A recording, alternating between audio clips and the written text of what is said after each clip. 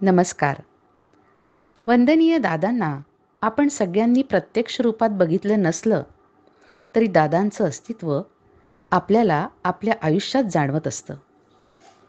प्रत्यक्षपणे आपल्याला हळूवार जो आनंद देत असतो, तो वारा आपल्याला दिसत नसला तरी त्या वाऱ्याची झुळूक आपल्याला जाणवते. तसंच दादांचं अस्तित्व आपल्या सगळ्यांच्या आयुष्यात आहे.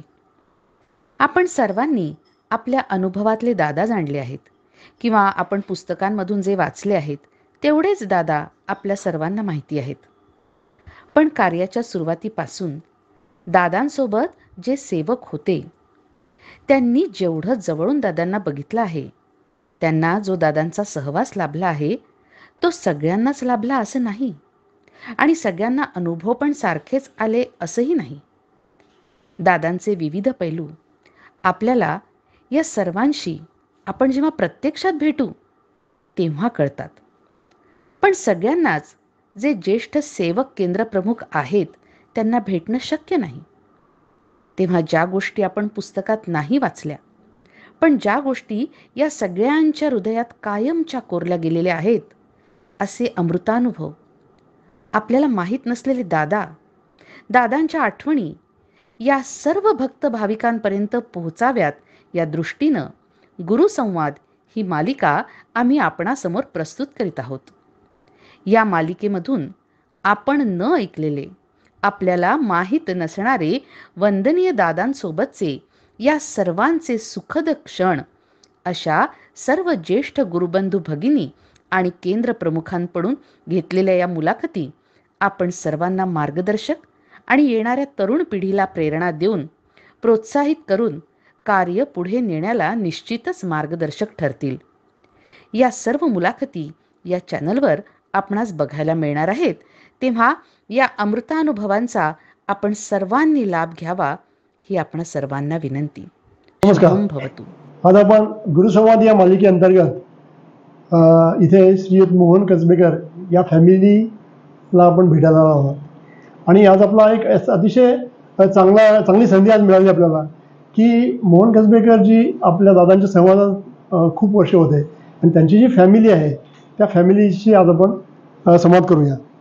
तर याच्यामध्ये आज प्रसाद मोहन कसबेकर 76 वर्षाचे आहेत आणि ते त्यांचा कसबेकरांचे हे पुत्र आणि आपल्यासोबत माधवी प्रसाद कसबेकर आहेत. त्या पण 17 वर्षाचे आहेत. त्यांनी पण दादांच्या समवेत काळ व्यतीत केला आहे आणि त्यांचा मुलगा डॉक्टर मंगेश प्रसाद कसबेकर हे आज 45 वर्षाचे आपल्याबरोबर आहेत. त्यांचेही चांगले अनुभव आहेत. तर आपण आज या गुरुसंवादाचा आपण लाभ घेऊया व या संदर्भात मी श्रीयुत कसबेकर यांना विचारतो की आपण दादांच्या या कार्यात कधीपासून आलात आणि तुम्ही म्हणजे केव्हा असं मला सुरुवात झाली की या कार्यात आपण गोडी निर्माण झाली? बोलू. ब्रह्मा गुरु विष्णू गुरुर्देव महेश्वरा साक्षात परब्रह्म तस्मै श्री गुरुभ्यो नमः. आत्ताच आमची ओळख काही मोहन कुटुंब अशी करून दिली असली तरी सुरुवातीलाच मी नम्रपणे सांगू इच्छितो की आम्ही इतर भक्तभाविकांप्रमाणे या समितीचे छोटेसे सेवक आहोत व बाबांची इच्छा असेपर्यंत राहू. दादांच्याबद्दल आणि बाबांच्याबद्दल बोलायचं म्हणजे वेगळं काही नाही आहे. जे मी तुम्हाला सांगणार आहे त्याच्यात तुम्हाला हे पटून जाईल. आता मी बाबांच्या सुरुवातीपासूनची सुरुवात म्हणजे कसे आले आणि कशी भेट झाली त्याबद्दलपासून मी सुरुवात करतो. एक सेकंड. जेव्हा मोहन कसबेकर यांच्याबद्दल हे उल्लेख करतात, मी बाबा म्हणतो म्हणजे मोहन कसबेकर एक गोष्ट ती आहे. आणि दुसरी गोष्ट म्हणजे प्रसाद म्हणून मला जास्त ओळखत नाहीत. पूर्वीचे लोक मला पंकज कसबेकर म्हणून ओळखतात. तर नंतर दादांनी नाव माझं चेंज करून 22व्या वर्षी प्रसाद ठेवलं होतं. त्याच्यानंतर सगळीकडे मी प्रसाद म्हणूनच नाव लावतोय. त्यामुळे आता मला सगळे लोक प्रसाद म्हणून ओळखतात, आताची लोक. परंतु पूर्वीचे लोक आजही मला पंकज म्हणून, म्हणजे नातेवाईकसुद्धा मला पंकज म्हणूनच बोलले. बरं, वंदनीय दादांची व आमची पहिली भेट 25 जून 1955 रोजी विलेपार्ले पूर्व येथे झाली. त्याच दिवशी माझा धाकटा भाऊ नवनीत, ज्याला आम्ही तेव्हा पप्पू म्हणायचो, त्याचा जन्म झाला. वंदनीय दादा तेव्हा पार्ल्याला देसाई नावाच्या गृहस्थांकडे उतरले होते. ते देसाई आमचा पत्ता शोधत आले. आम्ही पार्ले येथे एका छोट्या बैठी घरात राहत असू. ते माझ्या बाबांना म्हणाले, कसबेकर, तुम्हाला श्री दादा भागवतांनी आमच्या घरी बोलवले आहे. बाबांनी पत्ता घेतला व दुसऱ्या दिवशी सकाळी देसाईंच्या घरी गेले. तिथे एक गृहस्थ देवारात बसून गंध उघडत बसले होते. तेच वंदनीय दादा. नंतर त्यांनी सर्व फोटो पुसले, त्यांना गंध लावले, फुले घातली व नंतर निरंजन अगरबत्ती लावून साईबाबांच्या आरत्या म्हणायला सुरुवात केली. माझ्या बाबांबरोबर इतरही 15-20 भक्तभाविक बसले होते. आरती तीर्थप्रसाद झाला व वंदनीय दादांनी बाजूला आसन घातले व त्यावर ते विराजमान झाले. बाजूला सिगरेटचे पाकिट ठेवले होते. माझे बाबा त्यांच्या शेजारीच बसले होते. तेवढ्यात वंदनीय दादांनी म्हटले, सलाम वालेकुम. बाबांना कळलेला आत्ता मराठीत बोलणारा हा इसम एकाएकी हिंदीत का बोलतोय. बाबांनीही म्हटले, वालेकुम अस्सलाम. दादांनी सिगरेटचे पाकिट काढले व एक सिगरेट पेटवली. इथे नमूद करायला हवे, माझे बाबा तेव्हा चेन स्मोकर होते. त्यांनीही पाकिट सिगरेटसाठी आपल्या हातात घेतले. तसे देसाईंनी बाबांना नका घेऊ असा इशारा केला. बाबांनी पाकिट तसेच ठेवले. दादांमध्ये तेव्हा हाजी मलंग बाबांचा संचार झाला होता. त्यांनी बाबांकडे पाहिले व म्हटले, आज मांडीला मांडी लावून बसला आहेस, यातच समजून घे जे काय समजायचे ते. तेव्हापासून दादांच्या झोळीत आमचे कुटुंब आस्थागायत पडून आहोत. नंतर आम्ही बॉम्बे सेंट्रल येथे राहायला गेलो. आम्ही म्हणजे आई, बाबा, मी व माझी धाकटी बहीण संध्या व माझा धाकटा भाऊ नवनीत. तेव्हा दादांनी मुंबईत पहिल्या केंद्राची स्थापना काका तांबे यांच्या घरी हेमकुंजमध्ये, जे दादर टिटी आणि किंग सर्कलच्या मध्ये आहे, तिथे केली. बाबा रोज सकाळ संध्याकाळ आरती पूजनाला जात असत. तेव्हा बाबा फ्री प्रेस जर्नलमध्ये नोकरी करत होते. संध्याकाळी आरतीनंतर दादा केंद्रावर असताना मुलाखती घेत असत. तिथेच वंदनीय दादांनी आम्हा दोघा मुलांच्या मुंजी 29 फेब्रुवारी 1960 या दिवशी इतर 15 मुलांसमवेत केल्या. मी तेव्हा 10 वर्षे पूर्ण व नवनीत 4.5 वर्षाचा होतो. मुंजीनंतर आरत्या झाल्या व आरतीनंतरची हे भगवंता नारायणा ही प्रार्थना वंदनीय दादांनी मला बाजूला बसवून म्हणायला लावली. अशातच अचानक एके दिवशी मुलाखतीत दादांनी बाबांना म्हटले, उद्यापासून ऑफिस बंद. जी आज्ञा. म्हणून बाबांनी नोकरी सोडली. आमचे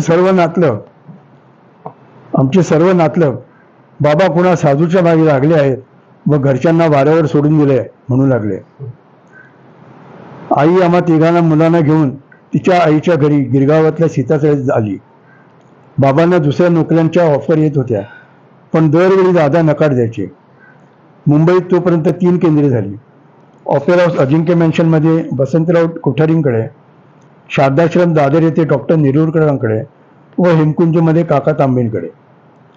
3 ठिकाणी 3 केंद्र प्रमुख नेमले गेले. बाबा अजिंक्य मॅन्शन तर कधी शारदाश्रम येथे कामकाज बघत. एके संध्याकाळी मुलाखतीत हाजी मलंग बाबांनी समोर बसलेल्या बाबांकडे एक काड्याची पेटी फेकली व त्यावर जहाजाची चित्र होते. ते म्हणाले, इसमें बैठ के जाना है. बस. बाबांना काही उलगडा होईना. नंतर अजिंक्य मॅन्शनमध्ये दसऱ्याच्या म्हणजे साईबाबांच्या पुण्यतिथीला त्या दिवशी तुडुंब भक्तगणांची गर्दी असताना दादांमध्ये साईबाबांचा संचार झाला. कपाळावर असंख्य आठ्या, हात थरथरत होते, डोळे नव्हते. साईबाबा म्हणाले, त्या अम्मांना बोलवा. माझ्या आईला ते अम्मा म्हणत. आई मागे बसली होती. आई पुढे आली तशी साईबाबांनी एक कागद आणि पेन्सिल दिली व म्हणाले, बाळ, आज जा व तुला काय काय पाहिजे ते या कागदावरती लिहून आण. माझी आई भोळी, तिने लिहिले शिवणाची मशीन, खुर्ची, टेबल, कपाट, 2 पलंग वगैरे वगैरे. तो कागद तिने जेव्हा साईबाबांना दिला त्यांनी सर्वात खाली लिहिले मोटार. झाले. इथे गोवा स्वतंत्र झाला होता. 1962 मध्ये गोव्याचे मोठे उद्योगपती वसंतराव ठेंपे मुंबईत आले व प्रिप्रेसचे मुख्य दिगंबर नाडकर्णी यांना भेटले. त्यांनी म्हटले, मला पणजीला नवीन पेपर काढायचा आहे व त्यासाठी मला योग्य माणसाची गरज आहे. नाडकर्णी साहेब म्हणाले, असा योग्य एकच माणूस आहे, पण तो सध्या पुन्हा साधूच्या मागे लागला आहे. मी त्याला विचारतो. नाडकर्णींनी बाबांची ढेंपेंशी भेट घालून दिली. बाबा म्हणाले, मी माझ्या गुरूंना विचारतो, त्यांनी होकार दिला तर येतो. बाबा संध्याकाळी दादर केंद्रावर आले तर दादा तेव्हा बाथरूम मधून आंघोळ करून बाहेर येत होते.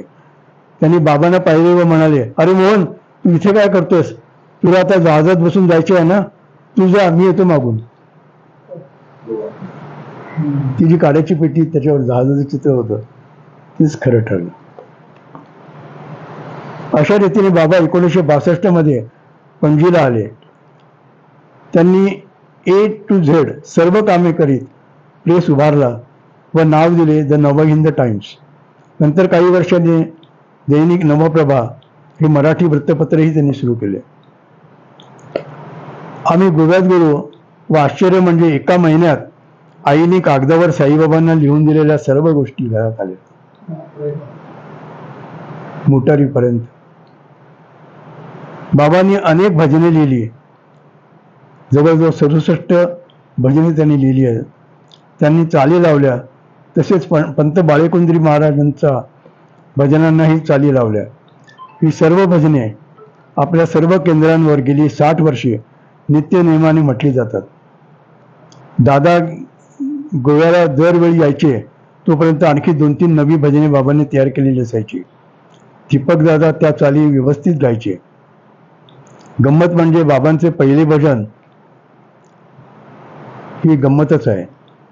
मुंबईत असताना रात्री दादर केंद्रावरून बॉम्बे सेंट्रलला घरी येताना BSTच्या तिकिटावर ते त्यांनी लिहिले होते. त्याचे शब्द होते, गोदावरी तीरी पवित्र ती शिरडी, घेतली समाधी साईनाथे. साईबाबा व आपल्या गुरूंवर त्यांनी केलेली सर्व भजने अतिशय जगावेगळी आहेत. दादा लंडनला गेले होते. नवरात्रीत बाबा आपल्या गोव्याच्या केंद्रावर नवनवीन सजावटी करायचे. त्याचे फोटो पण आहेत की ते संबंध फोटोला शाल घालायचे, धोतर घालायचे, बाबांना सजवायचे. त्या दिवशी दसरा होता. आरती झाली. बाबा त्यांच्या नेहमीच्या खुर्चीत बसले ह्या खुर्चीमुळे व अचानक झटका आल्यासारखे त्यांचे हात ओळावर आठ्या पडलं. साईबाबांचा संचार प्रथमच बाबांच्या देहात झाला. आम्ही सर्व भक्तगण आनंदाने रडत होतो. त्यांनी सर्वांना जवळ केले. नित्यनेमाने हाजी मलंग बाबांचा संचार त्यांना व्हायला लागला. संध्याकाळच्या आरतीनंतर ते मुलाखत घेत असत. तुम्हाला आश्चर्य वाटेल, जेव्हा केव्हा मुलाखत संपायची त्या क्षणी बाहेर घड्याळात बघाल तर रात्रीची बरोबर 9:40 झालेली असायची. जेव्हा हाजी मलंग बाबा मुलाखत संपवून वालेकुम अस्सलाम म्हणून ते निघून जायचे, बरोबर त्यावेळी घड्याळामध्ये रात्रीची 9:40 झालेली असायची. हा चमत्कार आज पावे तो मला न सुटलेले कोडे आहे. दादा प्रथम गोव्याला आमच्या घरी आले व केंद्र स्थापन झाले. हे दादांच्या बद्दलचे मी एक अतिशय अगदी हळवा एक अनुभव सांगतोय. हा ऐकल्यानंतर प्रत्येकाच्या डोळ्यात पाणी येईल अशा प्रकारचा अनुभव आहे. दादा प्रथम गोव्याला आमच्या घरी आले व केंद्र स्थापन झाले. त्यावेळी विश्वनाथ कुडतरकर आणि तुकाराम लोलेकर अशी दोघे मित्रमंडळी कामकाजाला मडगावहून येत असत पणजीला. लोलेकरांची नवी करकरीत ओपेल जर्मन कार होती. दादांना आज्ञा झाली व साईबाबांच्या आज्ञेनुसार दादा त्यांना म्हणाले, मला ही कार विकत घ्यायची आहे. हा काळ 1963चा होता. लोलेकर म्हणाले, 25,000ला मी गाडी देतो. त्यावेळी 25,000 पण मोठे होते. 5 रुपये लिटर पेट्रोल होते. दादांनी गाडी घेतली व म्हणाले, मी आता पुण्याला चाललोय, पुढल्या 1 तारखेला मी पुन्हा गोव्यात येईल, त्या दिवशी तुमचे 25,000 देईन. पुढल्या महिन्याच्या 1 तारखेला येऊन तुम्हाला 25,000 देईन. दादा गाडी घेऊन पुण्याला गेले. तारीख जवळ येत चालली. दादा अस्वस्थ होत चालले. साईबाबांनी हुकूम दिलाय तर तेच 25,000ची व्यवस्था करतील. 30 तारीख आली, पैसे नाही. 30 तारखेला सकाळी मुंबईहून पुण्याला श्री शंकर शेठ दादांना भेटायला आले. दादा आज झोपले होते.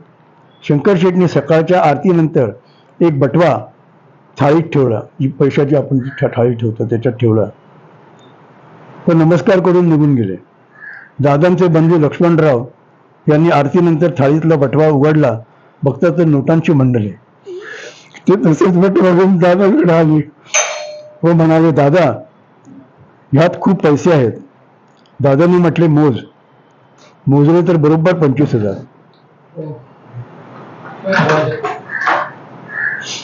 दादांनी ताबडतोब दीपकला बोलावले, म्हणाले, गाडी काढ, गोव्याला निघायचे आहे. 1 तारखेला बरोबर लोलेकरांना गोव्यात म्हटल्याप्रमाणे त्यांनी 25,000 दिले. नंतर दादांनी शंकर शेठना मुंबईत फोन केला तर शंकर शेठ म्हणाले, माझे 25 लाख अडकले होते, मी बाबांना गाराणे घातले, माझे 25 लाख मिळाले तर 1% दादांना देईन, तेच ते 25,000. बघा साईबाबांची भक्तांची तळमळ. वंदनीने दादांना सुद्धा गरीब आले असे आमचे दादा. बाबा हयात असताना शेवटच्या गोवा भेटीत दादांनी बाबांचा सत्कार केला. आपल्या बाजूला आसन टाकून त्यांना आपल्या बरोबर बसवले व त्यांची पण सगळ्यांकडून आरती ओवाळून घेतली व जाताना दोघांनी कडकडून मिठी मारली. त्याचे आम्ही साक्षीदार आहोत. ही शेवटची मिठी होती. दादा शेवट गोव्याला बाबांना भेटून दादा पुण्याला गेले तेव्हा. गणपतीचा दिवस उजाडला. 1972 सालचा सप्टेंबर 11 बाबांनी आम्हा भक्तांना 5 जणांना, म्हणजे केंद्रावर येणारे बोरकर, पै, लक्ष्मीकांत, मी आणि बाबा असे 5 जणांनी 5 गणपतींचे दर्शन केले. दुसऱ्या दिवशी ऋषी पंचमी. त्याआधी बाबांनी शेवटचे पद दादाने लिहिले होते, जे पंत महाराजांच्या प्रेमलहरीमधले होते आणि त्याची चाल बाबांनी लावली आणि ते म्हणाले, सरले काज या जन्माचे, सद्गुरु चरणी आयुष्य वेचे. आणि पत्र पाठवले दादांना की सूर्य मध्यान्ही असतानाच निरोप द्या, मला अस्त बघायचं नाही. दुपारची 12-12:30ची वेळ. बाबांना अस्वस्थ वाटत होते. त्यांनी माझ्या बहिणीला संध्याला हाजी मलंग बाबांचा उरसाचा प्रसाद, जो आपण हिरव्या रेशमी कपड्यात बांधतो, तो कपाळावर ठेवून डोक्यापासून पायापर्यंत 5 वेळा उतरवायला सांगितले व शेवटी तो प्रसाद कपाळावर असताना त्यांनी झोपल्या ठिकाणी आपले डोळे त्या प्रसादाकडे वर बघितले व दीर्घ श्वास घेतला. तोच त्यांचा शेवट. पण त्यांना काहीही दुसरं झालेलं नव्हतं. तोच त्यांचा शेवट. मी बरोबर पायाकडे उभा होतो. माझ्या अंगातून वीज चमकली. त्यांचे त्यावेळी वय होते अवघे 51 वर्षे. माझा छोटा भाऊ नवनीत याला बाबांनी पंत महाराजांकडे बाळेकुंद्री येथे अभिषेक करायला पाठवले होते. सर्व भक्त म्हणून आजूबाजूला उभे होते.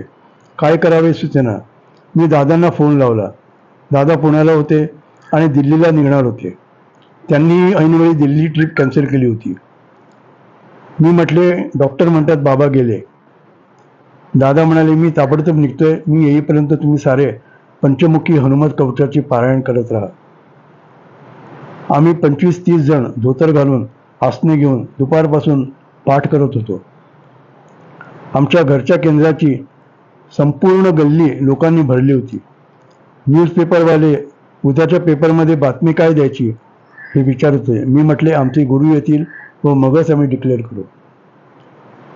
वंदनीय दादा रात्री 12च्या सुमारास पोचले. त्यांनी बाबांना पाहिले व मला व इतरांना बाजूला नेऊन सांगितले, बाबा गेले.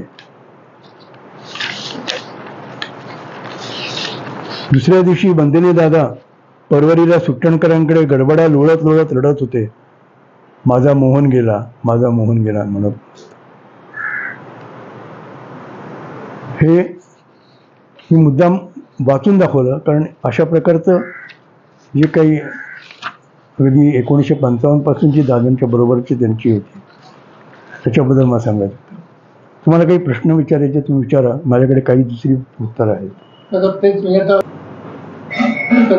आतापर्यंत तुम्ही जे अभ्यासपूर्ण वर्णन सांगितलं त्यात तुम्ही मगाशी एक संदर्भ दिला गोदावरी तीर, त्याची थोडीशी दोन म्हणता येतील का? खूप छान वाटत. जरूर जरूर म्हणेन.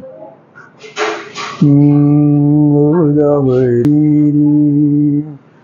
पवित्र ती शिरडी, गोदावरी तीरी पवित्र ती शिरडी, गळतली समाधी साईनाथे,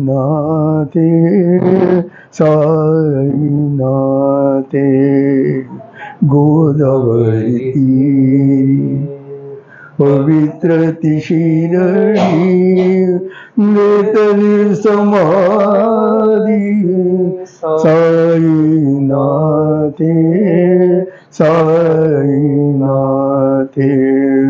माळवंटी गावी मागुनी भाकर, माळवंटी गावी मागुनी भाकर,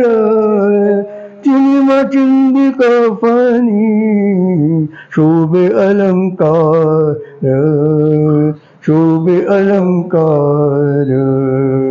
वसती छुपोनी दत्त अवतार, दत्त अवतार.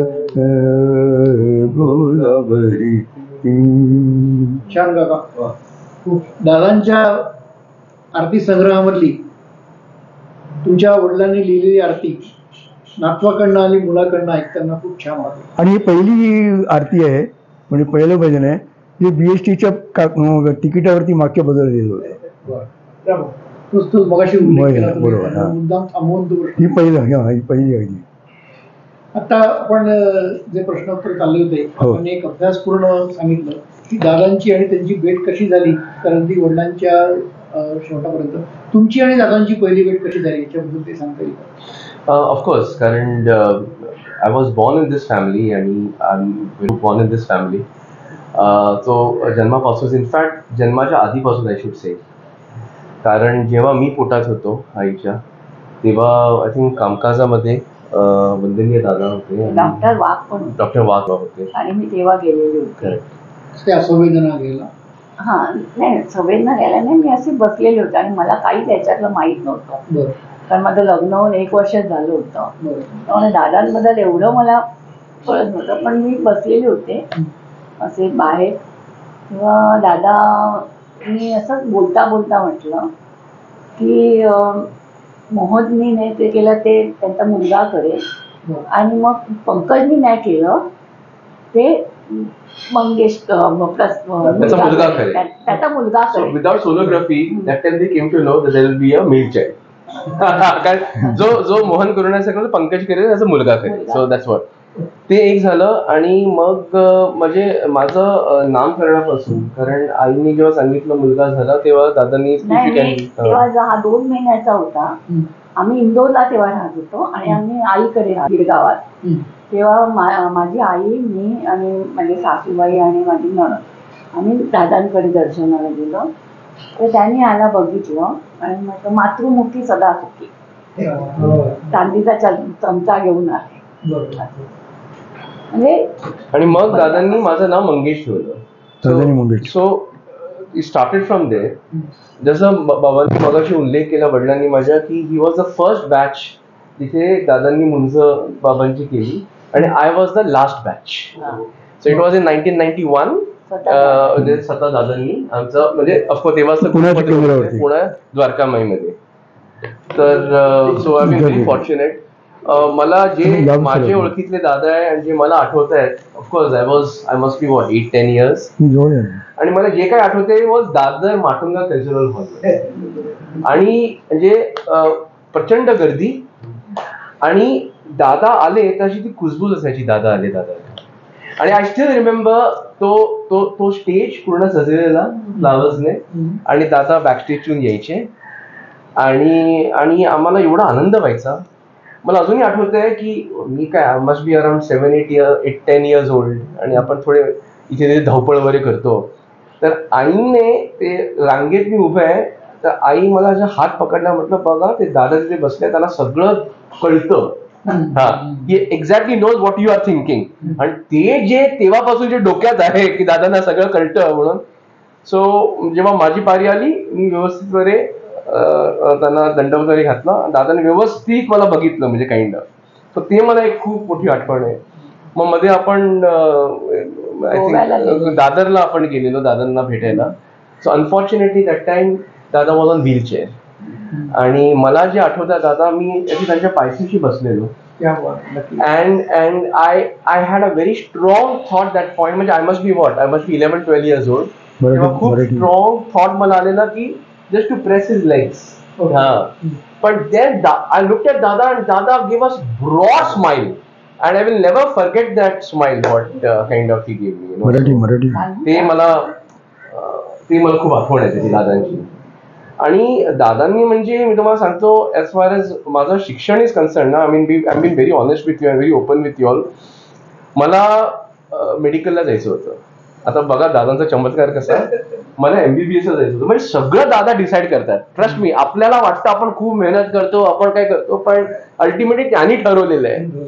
आणि बघा I am linking it to तो आशीर्वाद जे म्हटलं जो मोहन करण्याचा जो पंकज त्याचा मुलगा केला. I am linking it to that. Okay. मला बायोलॉजी माझा फेवरेट सब्जेक्ट. मला मेडिकलला जायचं होतं. आणि झाली गोष्ट अशी की मला तेव्हा एंट्रन्स एक्झाम नव्हती माझ्या वेळेला. तेव्हा PCB आणि PCMचे मार्क असायचे. आणि आय डोंट नो वाय दादांचा चमत्कार आहे, मला मॅथ्स मध्ये जास्ती मिळाले बायोलॉजीपेक्षा. म्हणजे मला PCM ला जास्ती मिळाले PCB पेक्षा.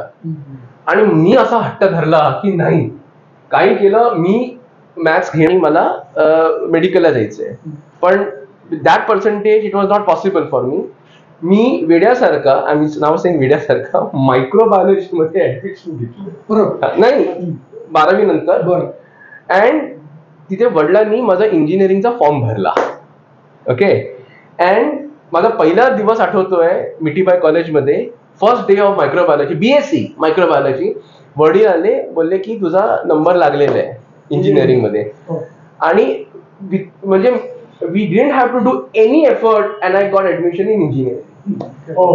आणि कारण PCM मध्ये असे होते. आणि मी इंजिनियर कसा झालो मला अजूनही माहित नाही. आता माझा अनुभव याच्यामध्ये माझा एक अनुभव सांगतो, फार इंटरेस्टिंग आहे. 10वी पास झालो, तेव्हा 11वी होती, आमच्या वेळी 11वी होती. 11वी पास झालो आणि दादा गोव्याला आले होते, आमच्या घरी केंद्र होते. दादा म्हणजे हाजी मालूम बाबा हे चाललं होतं, कामकाज चालू होतं. आणि तेव्हा मी नमस्कार केला, म्हटलं 11वी झाली, पास झालो. दादाने काय म्हणावं बाबांनी, ये बडा होके इंजिनियर होगा. संचार अवस्थेत असताना संचार व्यवस्थेचं ना, ये बडा होके बडा इंजिनियर होगा. आशीर्वाद घेतला, नमस्कार, चांगलं म्हणजे इंजिनियर होणं कोणाला आवडणार नाही, इंजिनियर होणं चांगलं आहे. झालं. त्याच्यानंतर मी डेम्पे कॉलेज पणजीमध्ये फर्स्ट इयर सायन्स केलं, इंटर सायन्स केलं. इंटर सायन्सला मला मार्क कमी मिळाले आणि मला BScला जावं लागलं, ना इंजिनिअरिंग ना मेडिकल. मी BScला गेलो. मला सारखं डोक्यामध्ये हेच की मला बाबांनी इंजिनियर होणार म्हणून आशीर्वाद दिलाय आणि मी BSc ला गेलोच कसा. BSc केली, नंतर MSc केलं, परंतु माझ्या डोक्यात कधीच ते उतरत नव्हतं. परंतु पहिला जॉब माझा जो होता तो होता MRF मध्ये, MRF टायर कंपनीमध्ये. तेव्हा गोव्याला नवीन फॅक्टरी त्यांनी उघडली होती. मी MRF मध्ये लागलो. त्याच्यानंतर त्याच दिवशी जेव्हा मी MRF ला लागलो, ट्रेनिंग झाली आणि मला त्यांनी असिस्टंट सर्व्हिस इंजिनियर म्हणून पोस्ट दिली आणि मार्केटिंगमध्ये घेतलं. त्याच्यानंतर बघा, इतकी 43 वर्ष मी टायर कंपनीमध्ये काम केलं. मी असिस्टंट सर्व्हिस इंजिनियर, मी सर्व्हिस इंजिनियर, मी सिनियर सर्व्हिस इंजिनियर, मी असिस्टंट जनरल मॅनेजर किंवा मॅनेजर, मग म्हणजे टेक्निकल मॅनेजर, मग टेक्निकल मॅनेजर नंतर general manager, assistant technical manager engineering. म्हणजे सगळं जे माझे जे पोस्ट म्हणजे ज्या डेझिग्नेशन होत्या शेवटपर्यंत इंजिनिअरिंगच्या आफ्टर सेल सर्व्हिस ज्याला म्हणतो त्याच्यामध्ये मी इंजिनिअरिंगमध्येच राहिलो. आणि नंतर मला सारखं वाटत होतं की जे बाबांनी दिलेला आशीर्वाद, तू कुठे जात नाही, तुम्ही BSc आणि तर खड्डाचं, पण तुम्हाला जर जो आशीर्वाद दिलाय तुम्हाला मिळेलच. त्यांची संचाराविषयी तुम्हाला सांगितलं इंजिनियर शब्द त्यांनी शेवटपर्यंत पाहिजे. आणि त्यांची डिग्री महत्वाची, त्यांची degree, that is what is important. And they have already decided what degree you will. आपण आपल्याला असं वाटतं की आपण केली, एवढं मेहनत केली, बट त्यांना जसं पाहिजे तसं ते करतात. तुमचे अनुभव कधी मी लग्न झाल्यापासून दादा अगदी म्हणजे दादांच्या सहवासात मी कधी दादांना बघितलं, पहिल्यांदा जेव्हा मंगेश झाला त्याला घेऊन नाही, पहिल्यांदा बघितलं ते जानेवारी महिन्यात दादांना. बरोबर मला आठवतं, माझ्या नंदेच्या लग्नाची पत्रिका द्यायची आणि मी माझ्या म्हणजे मंगेश होता तेव्हा मी काय ते 7-8 महिन्यात होतं. तेव्हा दादांना, तेव्हा आपल्यामध्ये सहसा प्रेग्नंट असताना कोणी असं कन्यादान वगैरे करत नाही. त्या दादालाही म्हटलं, अहो कन्यादान कोण नाही, काका करणार. का तुम्ही दोघे असताना कशाला, असं दादाने म्हटलं, तुम्हीच करायचं त्याचं कन्यादान. आणि मग मगाशी सांगितल्याप्रमाणे ते त्यांनी माझी वहिनीने, वंदनीय वहिनीने त्यांनी माझी ओटी भरली. दादानी यांना शर्ट पॅन्ट पीस दिला. तर मला तेव्हा काहीच कळत नव्हतं. दादा म्हणजे अगदी असं वाटत होतं गुरुसारखे वगैरे, म्हणजे अगदी घरातले असे असताना त्याप्रमाणेच वागत होते. कारण मी पण त्यांच्याकडे त्याशीच वागत होते, बिंदास म्हणतात ना तसं. नाही तर असं गुरु आहे कसं हे करू तसं काही नव्हतं. पण त्याचप्रमाणे त्यांनी आम्हाला कधी जाणवूच दिलं नाही. इतके ते डाऊन टू अर्थ, खरं सांगायचं म्हणजे. दादांचं आणखी एक चमत्कारिक महत्व त्यांनी असं हे केलंच नाही. मग त्यांना मी म्हटलं, आता मग सासरची ओटी कधी भरायची, कशाला सासरची ओटी, मी आहे ना, बरोबर, मी तुला सासरा, आणखी कुठली वेगळी करतात, आता माहेरी भरा. अगदी दादांचा आणखी एक मला छोटासा अनुभव सांगावासा वाटतो, तो म्हणजे आम्ही जेव्हा बॉम्बे सेंट्रलला राहत होतो आणि मी तुम्हाला मगाशी म्हटलं होतं की माझे बाबा चेन स्मोकरसारखे होते, म्हणजे सिगरेटच्या मागे सिगरेट त्यांचं चालूच असायचं. एक दिवशी दुपारी, आणि दादा कधी यायचे असे घरी, तर एक दिवशी दुपारी 4-1 वाजता बॉम्बे सेंट्रलला आले आमच्याकडे. शनिवार होता मला वाटतं काहीतरी, आणि बाबा पण लवकर आले होते ऑफिसमधून. तर आल्याबरोबर, दादा आल्याबरोबर बाबांनी मला पैसे दिले, मला समोरच्या दुकानातून पनामाचं पाकिट घेऊन ये. पण त्यांना ते सिगरेट पिण्याचं त्यांचं होतं ना, तर मी तेव्हा लहान होतो, मी ताबडतोब गेलो आणि पनामाचं सिगरेटचं पाकिट घेऊन आलो. पाकिट घेऊन आल्याबरोबर दादाने सांगितलं, पंकज ते माझ्याकडे दे. ते पाकिट माझ्याकडे घेतलं आणि अम्मा तुमची ती शोकेस आहे ना त्याच्यामध्ये ठेवून दे. तर माझे बाबा म्हणाले, हो ते मी माझ्यासाठी, तू थांब, ते वरती ठेवून दे. शोकेसमध्ये त्यांनी ते पनामाचं सिगरेटचं पाकिट ठेवलं आणि म्हणाले, बाबांना म्हणाले, आजपासून सिगरेट ओढायची नाही. शक्यच नाही, हो सगळं शक्य होईल. आणि दादांनी बाबांच्या डोक्यावर हात ठेवला आणि त्याच्यानंतर बाबा सांगतात की समोरचा माणूस सिगरेट जरी ओढत असेल त्या धुराने मला सिगरेट म्हणजे प्यायची जी तलफ यायची पाहिजे ते सुद्धा होत नव्हतं किंवा सकाळच्या वेळी मला आता म्हणजे पोट कसं माझं साफ होईल, सिगरेटीशिवाय काहीच चालत नाही. तर त्यांना कुठलाच त्रास झाला नाही आणि ते त्या दिवशीपासून त्यांनी जी सिगरेट सोडली दादांनी सांगितल्याप्रमाणे ती सिगरेट त्यांची खांती सुटली गेली. हा एक चमत्कार म्हणजे असे चमत्कार दादांनी आयुष्यात आमच्या घरी घडवून दिलेले. बघा आणखीन एक होतं, तुम्ही मगावर बोलताना तुमचे बाबा जेव्हा जायच्या 1 वर्ष आधी काहीतरी गाणं म्हणायचं ते काय आहे आणि ते सांगाल का थोडं? जायच्या 1 वर्ष आधी एक गाणं म्हणत होते. मुझे मेरी याद में तुम ना आंसू बहाना. तर ते काय? नाही ते गणपती एक वर्षाच्या आधीच्या गणपतीला तेव्हा त्यांनी म्हटलं होतं, म्हणजे साधारण त्यांनी अशी हिंट दिली की पुढल्या वर्षीच्या गणपतीला मी निघून जाणार म्हणून. तर त्यासाठी ते असं त्याने ते गाणं म्हटलं ते आता मंगेश म्हणाला. म्हणता येईल 2 वेळी काय आहे ते म्हणजे he was standing at that veranda, म्हणजे जे तुमचं शेख हसन बिल्डिंग जे आहे, आणि हे मला this has been told to me by my आत्या. आणि तेव्हा त्यांनी म्हटलं होतं तेव्हा याद में तू ना आंसू बहाना नदी को जलाना मुझे भूल जाना मेरी याद में. So my Atya was wondering why is he saying this again and again. So kind of it was a hint की next year he will. तुम्हाला आणखी एक गंमत सांगतो, म्हणजे ही सहज घडून गेलेल्या गोष्टीमधली सांगतो. बाबांना कधी कुठली अशी असायची किंवा अमुक पाहिजे, परंतु ज्या दिवशी त्यांनी काही अशी एक इच्छा हे केली की कसा काय चमत्कार ती गोष्ट घडून द्यायची. हे गोव्यामध्ये आम्ही बाबांना म्हणजे बाबांचं म्हणतो मी बघितलेलं आहे की एक दिवशी त्यांना अशी इच्छा झाली, म्हणजे आंबे खावेशी वाटतात, आंबे खाऊया. अरे आंबे कुठले आंबे खाऊया, तर आता म्हटलं आंबे कुठले. आणि तुम्हाला साधारण 1.5-2 तासाच्या मध्ये एक माणूस गावाहून आला, भक्तांपैकी एक टोकरी घेऊन आला. तर वावणारे काय आहे, तर आमच्या बागेमधले मला अतिशय छान म्हणाले हे आंबे निघाले, मानकुरात म्हणते, मानकुरात म्हणून तिकडे गोव्याचे आंबे आहेत. तर ते अगदी ताजे आंबे ते घेऊन आला होता. मग सगळ्यांना आश्चर्य वाटलं, सकाळीच तर बाबा म्हणत होते आंबा खायचा आहे. अशा काही एक्झामिनेशनच्या वेळेला मोठा आजार आलेला आणि बाबांनी उदी लावलेली पूर्ण आणि खालून एक बाबा म्हणून ओरडत, ते अगदी लहान असते. हा किस्सा ऐका सर.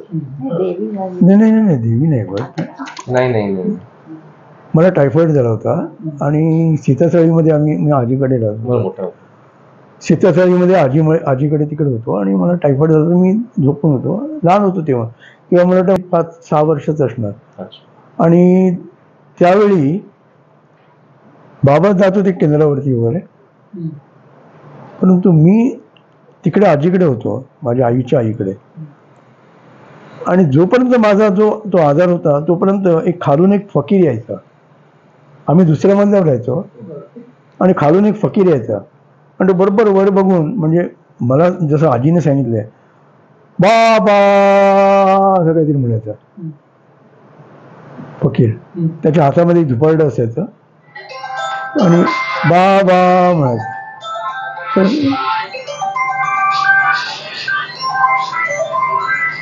आणि गंमत अशी झाली की ज्या दिवशी माझा आजार संपला, उतरला, त्या दिवशीपासून तो फकीर जो आहे तो येणे असं झाला. पण जितके दिवस मी आजारी होतो तितके दिवस तो यायचा आणि वरती बघून बरोबर बाबा असं म्हणत. त्याची अजूनही माझ्या कानात आहे बरोबर तसं म्हटलेलं.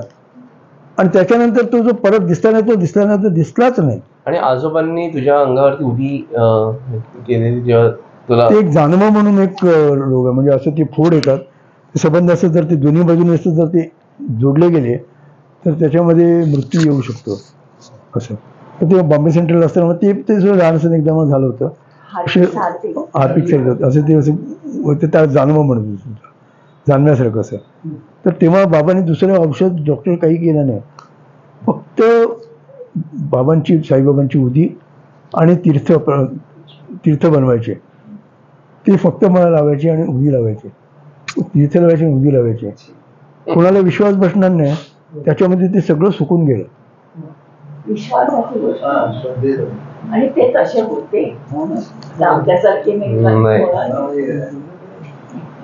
मेडिकल प्रॉब्लेम असला तरी पण ते त्याच्यावर काहीतरी इलाज देऊन त्यांचा इलाज वेगळा होता. वेगळा इलाज त्यांनी सॉल्व्ह करायचा. आता सुद्धा पदोपदी अनुभव येतातच. मगाशी मी एक गोष्ट सांगायला विसरलो. जेव्हा मी म्हटलं की बाबांनी जाताना माझ्या बहिणीला 5 वेळा तो हरिमल बाबांचा प्रसाद डोक्यापासून पायापर्यंत असं उतरवायला सांगितलं.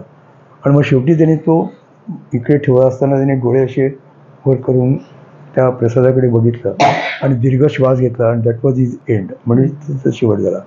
परंतु त्यावेळी माझ्या बहिणीला संध्याला बाबांच्या डोक्या मागे 5 मोठे पांढरे असे धागे घातलेले 5 विभूती अशा उभ्या असलेल्या दिसल्या तिला बाबांच्या बरोबर असे मागे. ती नेहमी सांगते, अरे मी स्वतः बघितलंय समोर असे 5 विभूती अशा उभ्या होत्या.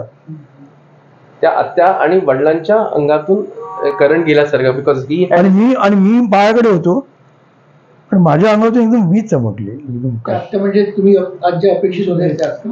हो बरं.